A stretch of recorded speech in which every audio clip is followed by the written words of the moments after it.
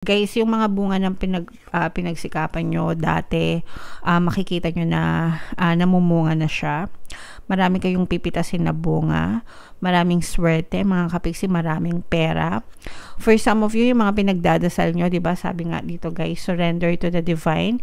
Your prayers are being answered, mga kapiksi. Diba sabi kanina, I am getting all the answers that I need. Okay?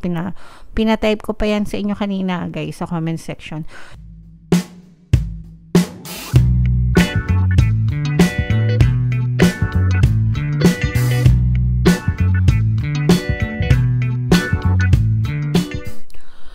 Hello guys, hello Aries. Welcome back to Pinay Pixie Tarot.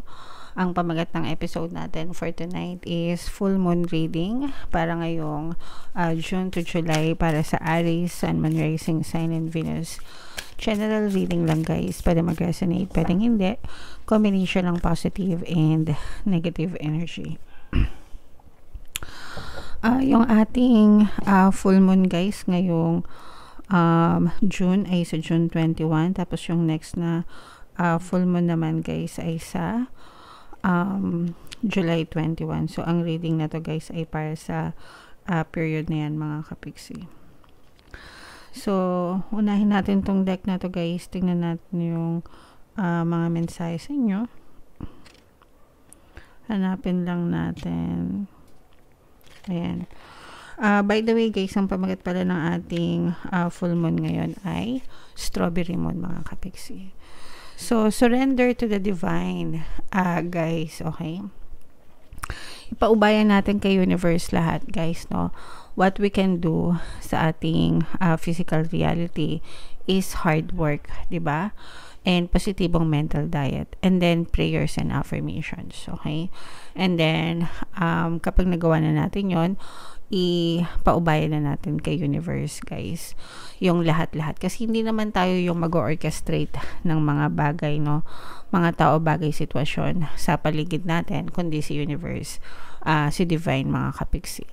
So ipaubayan natin yun sa kanya. Basta tayo, let us send out our intentions, and then focus natin yung energy natin dun sa gusto natin, and hayaan natin si universe na i-deliver yung mga bagay na gusto natin sa ating buhay. Let go of control issues guys, kasi again, hindi nyo yan makokontrol. Ang makokontrol nyo lang is yung pattern of thoughts nyo, yung iniisip nyo. Okay, and yeah, you have to trust, no? Trust the divine. Yeah. Attune to the moon guys. I am getting the answers I need. Okay? Again, I am getting the answers I need. I-comment nyo na rin yan sa baba, mga kapiksi. I am getting the answers I need. So lahat ng mga pinagdadasal nyo guys, sasagutin yan. Sasagutin yan. Magtiwala lang kayo, magantay lang kayo. Wag lang kayong masyadong atat, mga kapiksi. I wish you made may be about to come true. Sabi ko nga guys, no, yung mga hinihiling nyo, yung mga pinagdadasal nyo, magkakatotoo yan guys. Si universe yung mag-orchestrate lahat. The universe moves people, things, situation, bagay, events, circumstances sa paligid mo para sagutin yung mga dasal mo. So magtiwala lang kayo. Okay? It's make or break time. Syempre, pag make, mga kapiksi, ibig sabihin positibo, dun kayo nakafocus. Pagka break, negatibo, dun kayo nakafocus. So ask yourself on a daily basis guys, ikaw i-analyze mo yung sarili mo, yung pattern of thoughts mo sa araw-araw na ginawa ng Diyos na lumilipas yung araw mo. Ano yung palagi mong iniisip? Team nega ka ba or team positibo? I-comment mo yan sa baba, kasi ikaw lang yung makakaalam yan. Team reklamo ka ba o team pasalamat, diba? Ganun lang yun guys. There could be a sense of madness in the air. Breathe deep and stay calm. Maaaring may mga problema, no, na pinagdadaanan kayo. Normal naman yun guys. Wala namang taong hindi namang problema.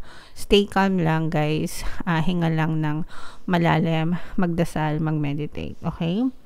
You need to forgive someone to release negative energy. Reminder yan guys, no? Paalala, baka may mga galit-galit na nakatanim sa puso nyo dahil sa mga sigalot, no? Sigalot talaga. Dahil sa mga away-away, no? So, kailangan matuto kayong magpatawad, guys. It's time to let go of the past and move on. Huwag yung masyadong pahirapan yung sarili nyo, guys, dahil lang sa mga past negative circumstances. Mag-focus lang kayo dun sa mabubuti, dun sa magaganda, sa present nyo, no? Kasi,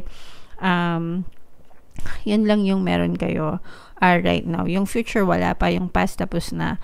So make sure that you make the best of your present life, mga kapiksi. Okay? Alright. So comment down below, Aries, if feeling nyo naka-resonate kayo dyan sa mga messages na yan. Tingnan natin guys yung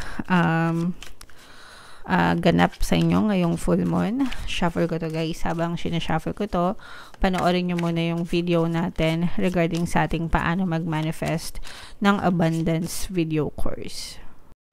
Kapiksi, sawa ka na ba sa mga struggles at hirap sa buhay mo? Masipag ka ba at masikap sa buhay ngunit hindi ka pa rin umaasenso? Ilang beses ka na bang nag-attempt mag-negosyo at mag-invest pero palagi ka pa rin nalulugi? Sa pagkakataon na ito ay maaaring may subconscious beliefs ka na nagiging balakid sa iyong pag-unlad at pagyaman. Introducing, paano mag-manifest ng abundance video course. Dito ay matututunan mo ma-overcome ang mga balakid mo para tuluyan ka ng umunlad, umasenso, sumagana, maging matagumpay, successful at maswerte sa iyong kabuhayan, pera, trabaho, negosyo sa lapi at kaperahan ng bonggang-bongga. Dali, mag-send na ng email sa pinoypixie@gmail.com at simulan na ang iyong pagyaman ngayon. Alright, so sa lahat ng gusto mag-avail ng course guys, 20% discount tayo, mid-year sale, no? Until June 30, i-avail nyo na guys, sobrang ganda ng course. Meron tayong bagong course guys, paano mawala ang third party at magkaroon ng harmonious na relationship. So, para yan sa mga may third party, i-avail nyo na, sobrang ganda, sobrang laki ng discount guys, 30% until June 30 mga kapiksi. So, fire sign, sa deck na to kayo ay na-represent ng sword suit. So, ito yung energy nyo and ito yung moon energy. Ito yung sobrang positive, mga kapiksi. Unang-una, no? Ito yung energy ng swerte, good luck, good fortune. Mga kapiksi, meron ditong presence ng water sign, Cancer, Pisces, Scorpio. For some of you, you may be dealing with the water sign. For some of you, maaaring may water element kayo sa inyong natal chart. Guys, yung mga bunga ng pinagsikapan nyo dati, makikita nyo na namumunga na siya. Marami kayong pipitasin na bunga, maraming swerte, mga kapiksi, maraming pera. For some of you, yung mga pinagdadasal nyo, diba, sabi nga dito guys, surrender to the divine. Your prayers are being answered, mga kapiksi, diba, sabi kanina, I am getting all the answers that I need. Okay, pinatype ko pa yan sa inyo kanina guys sa comment section, and talagang ibubuhos ni universe yung swerte sa inyo. Ayan, ibubuhos ng universe yung swerte sa inyo dito sa lupa, mga kapiksi, para mapitas nyo na yung bunga ng mga pagsisikap nyo guys. So saluhin nyo lahat to guys, no? Pag sinabi kong saluhin nyo, maging receptive kayo, be ready to receive, and para mailagay yung sarili nyo sa receptive state guys, kailangan nagpapasalamat kayo. Okay? Sa mga blessings nyo, kahit gaano kaliit, kahit gaano kalaki, always be grateful sa mga blessings. I-type nyo sa baba guys, I am ready, I am receiving it now, I am receiving all the blessings that the universe has for me. Okay, again, I am receiving it now, I am receiving all the blessings that the universe has for me. I-type nyan guys sa comment section, and tanggapin nyo, no, lahat ng blessings, ng papahala, ng swerte guys na galing kay universe ngayong buwan ng July, mga kapiksi. Kung meron kayong inaantay na good news or inaantay na balita pagdating sa pera, dadating yan. Kaya nga sabi sa inyo guys, again, ito na naman, I am getting all the answers I need. So merong magpapadala ng mensahe sa inyo ng good news na may kinalaman sa pera guys. Okay, parang feeling ko kung meron kayong mga may magmamature Siguro may mga dividends kayo, guys, sa stock market, ganyan, magkakaroon ng release of dividends, passive income. Yung mga may passive income dito, guys, hindi active, yung mga passive incomes, yung mga kumikita sa dividends, sa mga interest, ganyan, parang meron kayong makukubra ngayong July. So, i-mind nyo na lahat yan, guys, sa comments. Ayan, grabe, sobrang saya. Sobrang saya, makulay na makulay ang buhay, mga kapiksi. Makulay na makulay ang buhay nyo ngayong July. This is time for you to take a rest and contemplate, no? Kumbaga, i-analyze nyo kung ano yung mga best practices sa buhay nyo. Magpahinga din, kasi deserve nyo yan, mga kapiksi, okay? Magpahinga. Ito, mga changes, grabe, mga magaganda at malalaking pagbabago. Ito sinasabi dito, guys, na mag-move on na kayo from the past, no? Kasi yung iba sa inyo may mga regrets pa kayo dun sa mga past circumstances nyo. So, kailangan nyo nang magbago. Kailangan magkaroon ng pagbabago sa inyo, mga kapiksi, para tuluyan din na maging maganda yung daloy ng inyong kabuhayan, guys, okay? For some of you, parang merong mga gatherings, celebration, baka maimbitahan kayo. Yung iba sa inyo parang may outing, ma-invite for outing, ganyan, ng mga friends or pwedeng relatives din. Pero magsisiya kayo, guys. Medyo mag-ingat lang kayo kasi tag-ulan na. So, sana hindi kayo abutan ng bagyo sa mga travel nyo. Pero mag-ingat kayo, mga kapiksi. Okay? So, super nice, super ganda, guys. I-mind nyo yan sa comment section. Itong mga magagandang pagbabago na to, itong swerte na to, itong blessings na to, guys.